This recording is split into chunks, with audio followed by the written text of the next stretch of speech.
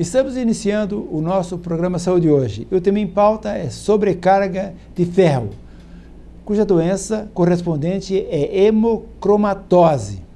O organismo é como uma máquina. Cada órgão, articulação e músculo precisa estar em equilíbrio para que o conjunto funcione perfeitamente bem. O fluido que move toda essa arquitetura complexa é o sangue, essencial para a vida. O processo de produção e liberação da energia do organismo precisa do mineral ferro para funcionar bem. Sendo assim, será que quanto mais ferro no organismo, melhor para a saúde? Para responder essas perguntas, nós temos a entrevista do professor médico hematologista, Dr. Francismar Prestes Leal. Francismar, é um prazer ter aqui conosco. Prazer é meu, estou sempre à disposição. Só lembrando que o Francismar é médico hematologista, formado na Universidade Federal de Santa Maria e Federal de São Paulo. Ele é professor de medicina da Universidade Unicesumar. Já voltaremos com esse tema sobre carga de ferro. Saúde Hoje, 14 anos com você. Vocação não é uma escolha, é atender um chamado e dedicar-se àquilo profundamente. Nossos mais de 890 médicos, cooperados e colaboradores prestam assistência médica humanizada, ética e de qualidade. Cuidar, essa é a essência que nos move a cada dia e faz da Unimed referência em prevenção e promoção da saúde. Unimed Maringá. Cuidar de você. Esse é o plano. Manter a boa visão é desenvolver a alegria de viver, porque a vida é feita de pequenos detalhes. Por isso, os cuidados devem começar desde cedo. O Centro Oftalmológico Maimone está há 45 anos atendendo os mais diversos casos de doenças oculares e recuperando a sua visão. Estruturado com modernas instalações, a clínica dispõe de aparelhos da mais alta tecnologia, além de adaptação de lentes de contato, conta com oftalmologistas capacitados para a realização de cirurgias de glaucoma, catarata e pterígio. Tudo isso para melhor atendê-lo. Doutora Aline Maimone e Dr. Nelson Maimone, excelência e tradição em oftalmologia. Rua Nel Alves Martins, 3415, Maringá, Paraná. Fone 3225-3232. Na hora dos óculos de grau, procure a Ótica Comercial. Dezenas de opções em armações e lentes e tudo facilitado pelo crediário próprio ou no cartão. Entre no clima do verão com as ótimas opções em óculos de sol das melhores marcas. Vai presentear? A Ótica Comercial também tem o presente. Grande linha em joias e relógios e vários modelos de alianças. Bom atendimento, rapidez e garantia. Procure a Ótica Comercial. Em Maringá, Ótica é Comercial. Musculação, ginástica, natação, hidroginástica, artes marciais, pilates. Quem passa por aqui, vive melhor. Academia Físico e Forma, Rua Arthur Thomas, número 1010, telefone 3222-7836.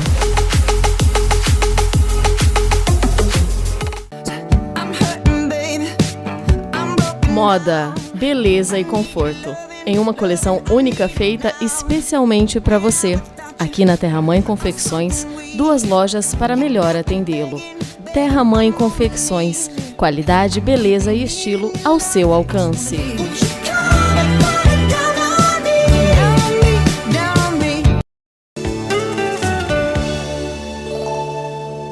Estamos de volta com o tema em pauta hemocromatose. Para responder essa pergunta, o professor Francismar Prestes Leal. Eu gostaria que você definisse para nós o que é essa doença.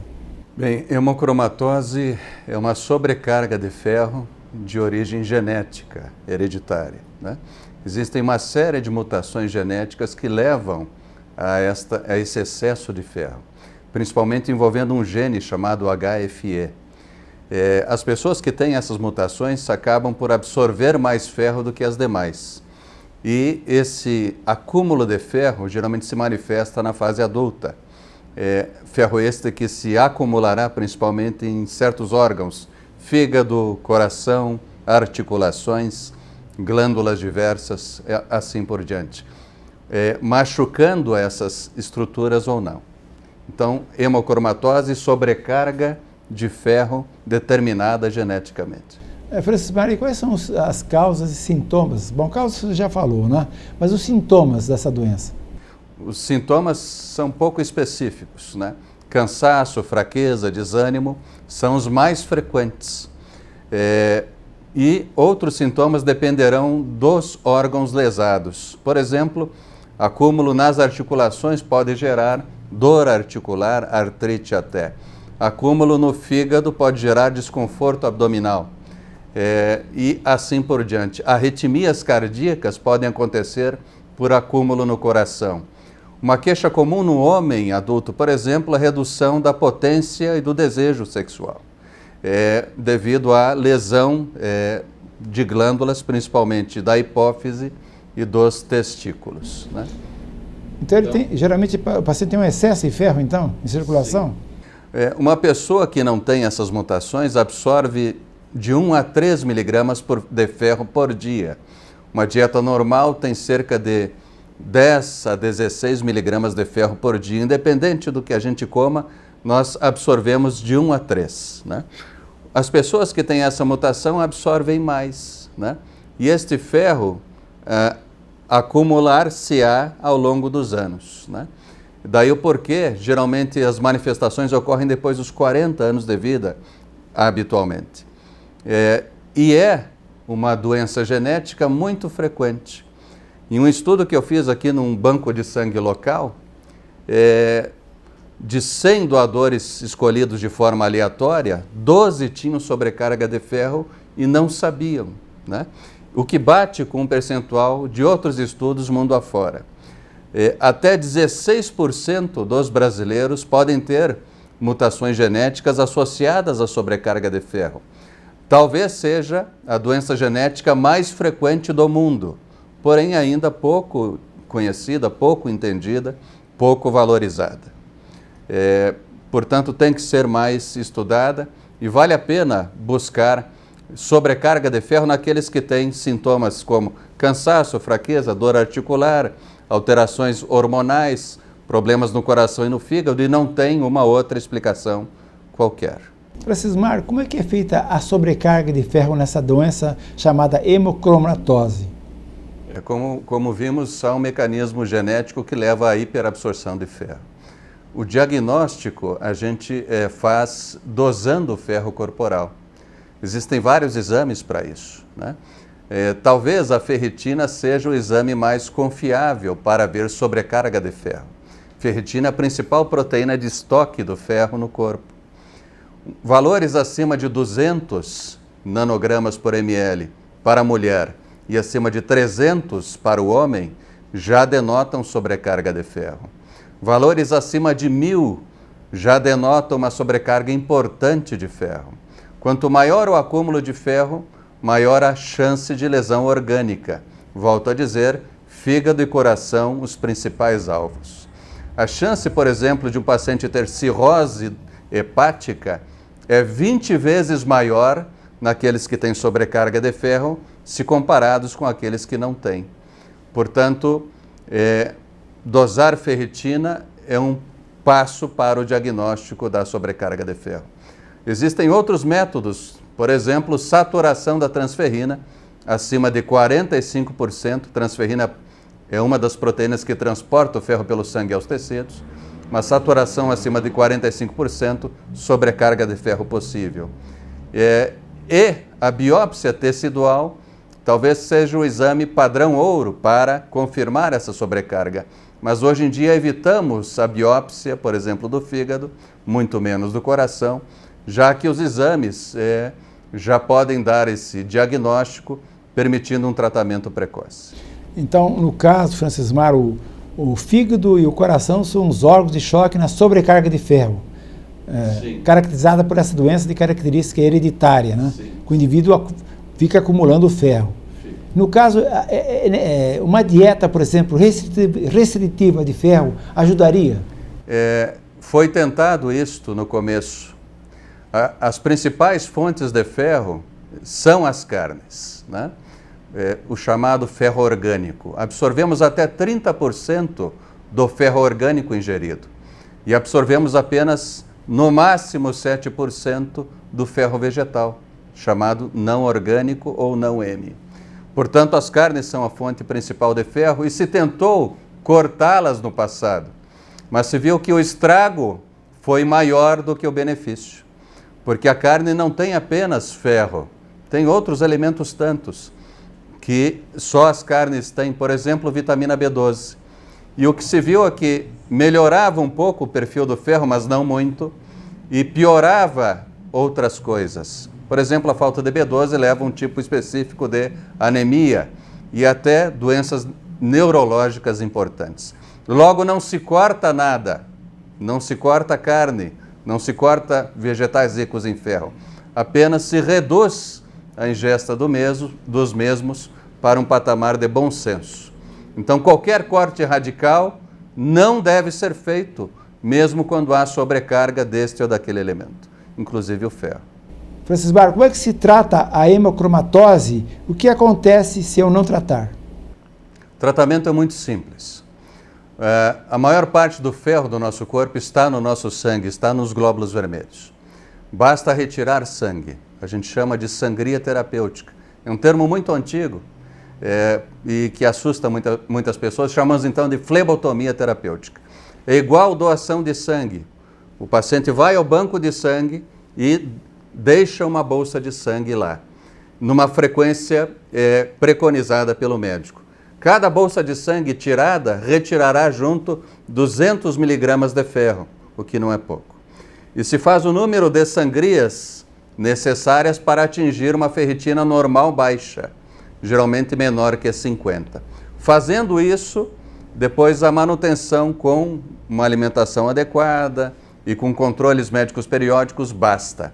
Naqueles pacientes que não toleram a sangria por alguma razão qualquer, cardiopata, passa mal ao retirar o sangue, coisas nesse sentido, existem remédios quelantes de ferro, que, tomados geralmente pela boca, fazem com que o ferro saia pelo xixi e pelo cocô. E aí se toma essas medicações pelo tempo necessário para que haja a normalização do ferro corporal. Vale lembrar que os remédios são caríssimos e só são fornecidos pela saúde pública conforme determinados critérios bastante rígidos. E que remédios podem ter efeitos colaterais ruins, muito mais do que a sangria terapêutica, que equivale a uma doação de sangue. Se não tratar, o ferro acumulará nos órgãos citados, fígado, coração, e poderá levá-lo, o paciente à morte, a pessoa à morte. Por exemplo, no coração causa arritmias, pode ser uma causa de morte súbita. No fígado, cirrose e câncer hepático. E assim por diante, conforme o órgão lesado. Até mesmo o cérebro pode ser machucado pelo ferro em excesso. Então, é uma doença muito frequente, pode ser grave, mas se tratada de forma adequada, o paciente pode ter uma vida normal a partir de então. Muito bem. Nós teremos agora a participação da psicóloga clínica Michele Maimone no bloco Saúde Mental. Michele, como diferenciar sofrimentos emocionais comuns de um transtorno depressivo? Bem, nós temos que tomar cuidado porque hoje em dia se confunde muito a depressão, que é um transtorno psiquiátrico grave, com uma gama de outros problemas emocionais que não são doença. Tristeza, nostalgia, luto, desgosto, decepção, isso não é depressão. Mas, com esse excesso de medicalização, onde para cada sentimento inapropriado que a gente tem ou de sofrimento existe uma medicação, há uma tendência a englobar tudo isso como a pessoa está deprimida e ela tem que ser medicalizada. Não é verdade. Tá? A depressão, ela não existe nesse alto índice, como se diz. Existe sim várias pessoas deprimidas, mas não tanto quanto se fala. É um dado meio distorcido. Então nós temos que tomar cuidado para não usar essa palavra com vulgaridade. A pessoa está triste, já está em depressão, estou depressiva. Não, isso é um quadro clínico psiquiátrico grave a ser tratado sim com medicação. Nós temos problemas psicológicos, tristezas, dores, sofrimentos mentais Isso não é depressão. Obrigado, Michele. Já voltaremos com o tema hemocromatose. Saúde hoje, 14 anos com você.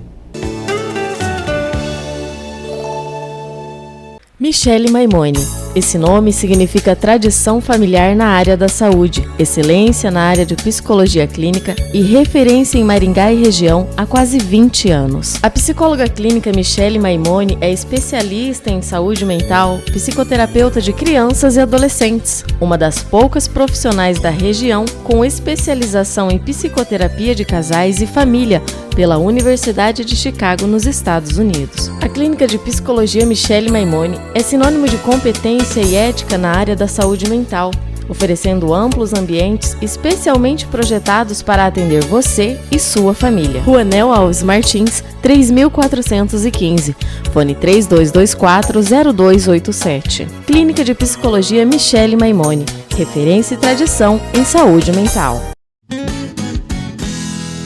Para você que ainda não fez a sua habilitação, a Autoescola Mandacaru tem a solução.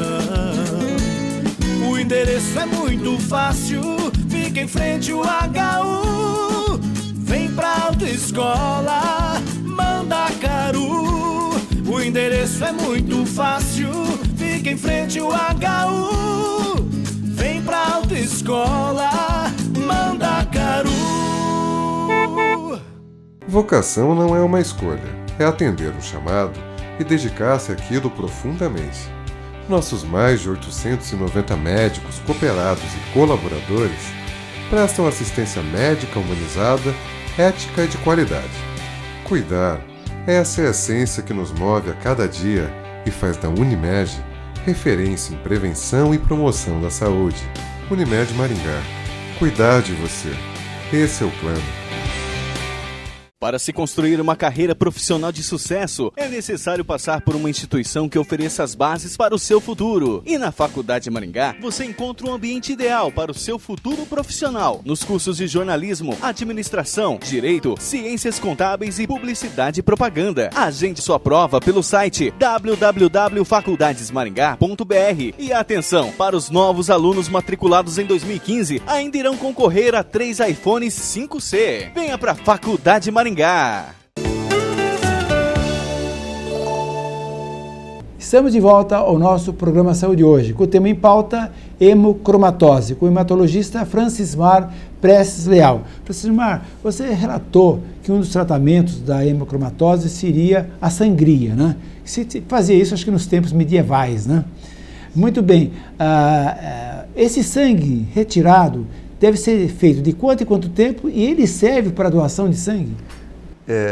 Sim, a sangria é algo histórico de fato, né? Os primeiros médicos usavam para tratar várias doenças.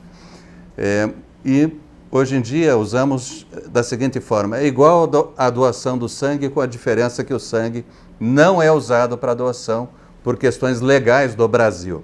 Nos Estados Unidos, em outros países, França, Irlanda, por exemplo, este sangue pode ser usado para doação para outra pessoa, desde que não haja outras contraindicações. Mas no Brasil ainda não. Então, se o paciente tem o diagnóstico de hemocromatose, ele não pode ser doador. E esse sangue que ele retirará irá para o lixo hospitalar, infelizmente. Diferentemente da doação de sangue, o homem pode doar a cada 60 dias, 4 vezes por ano no máximo. A mulher a cada 90 dias, 3 vezes por ano no máximo. A sangria pode ser feita até toda a semana. O intervalo mínimo tolerável é uma semana, mas pode ser retirado o sangue a cada 15, 30 dias, conforme o paciente.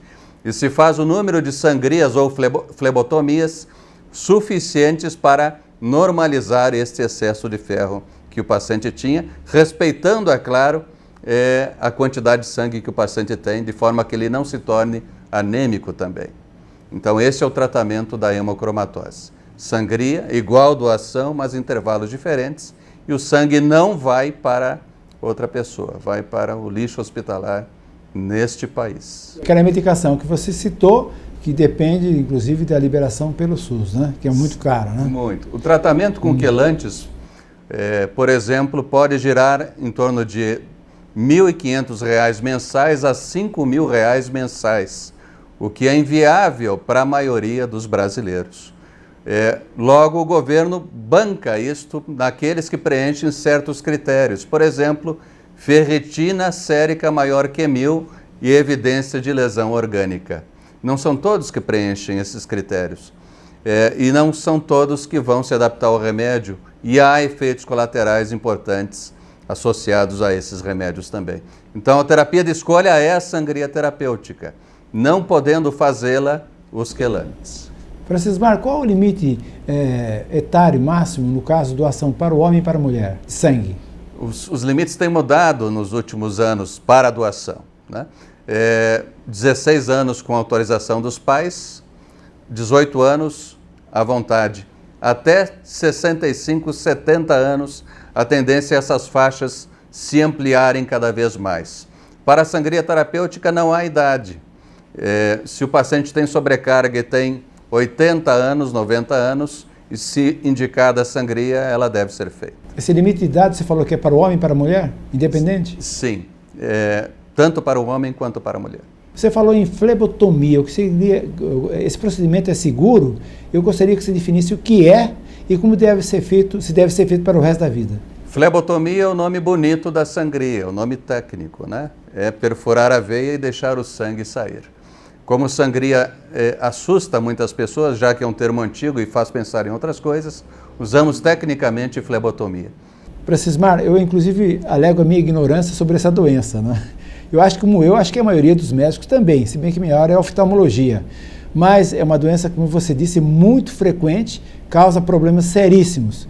Gostaria que você nos alertasse sobre essa doença e se ela é mais frequente nos homens ou nas mulheres. De fato, é uma doença muito frequente, como eu disse no começo, afeta um grande percentual da população. A maioria das mutações vem da Europa. Naquela região, até 40% da população tem genes associados à sobrecarga de ferro, possivelmente algo adaptativo, né? E os médicos, de fato, desconhecem ou conhecem pouco esse problema, que é um problema de saúde pública.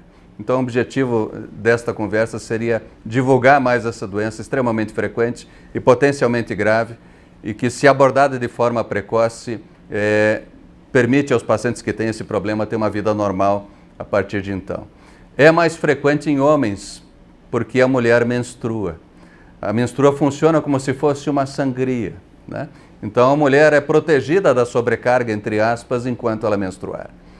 Uma vez que deixa de menstruar, menopausa, a sobrecarga passa a acontecer de forma mais importante. Muito bem, agora nós teremos a participação da oftalmologista Aline Maimone no bloco Veja Bem.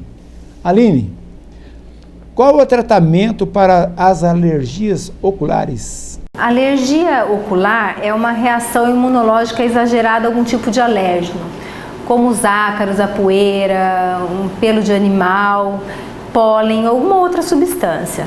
Normalmente, a alergia ocular ela vem acompanhada de outra alergia, como asma, sinusite, bronquite, rinite alérgica. Então, normalmente o paciente já tem algum outro tipo de alergia. E a alergia ocular, ela vai atingir aproximadamente 15 a 20% da população mundial. O principal sintoma da alergia ocular é a coceira, mas ela vem acompanhada também de outros sintomas, como vermelhidão, lacrimejamento, inchaço e até mesmo às vezes com um pouco de secreção. Mas a diferença entre alergia e uma conjuntivite bacteriana, por exemplo, é que essa secreção da conjuntivite alérgica, alergia ocular, ela é clara e é como se fosse uma clara de ovo, esbranquiçadinha, transparente. Qual é o tratamento para alergia ocular? Sem dúvida, o principal tratamento para alergia ocular é a prevenção. Então, você deve prevenir, evitar aquilo que lhe causa alergia. Fora essa medida, que é a de melhor resultado, seria o uso de alguns colírios antialérgicos, antihistamínicos, que seriam prescritos pelo médico oftalmologista. Como terceira opção, também existe a possibilidade de vacinas, mas as vacinas são feitas pelo médico alergista. Obrigado, Aline. Francismar, eu quero agradecer a tua oportunidade que você nos deu, né, para esclarecer sobre essa doença tão importante que a gente até desconhecia, que é a hemocromatose. Agradeço eu né, e fico à disposição para outros assuntos da hematologia. Muito bem. Gostaríamos de lembrar aos nossos amigos telespectadores que quaisquer dúvidas que vocês tiverem, perguntas, sugestões, inclusive com relação ao nosso bloco Saúde Mental, ao nosso bloco Veja Bem, por favor, acesse a nossa página no Facebook, né? Também os programas gravados estão não só no Facebook, nas nossas páginas, nos álbuns, como também no YouTube. Agradecemos a gentileza da tua atenção e esperamos contar com tua audiência para um próximo programa. Saúde hoje, 14 anos com você.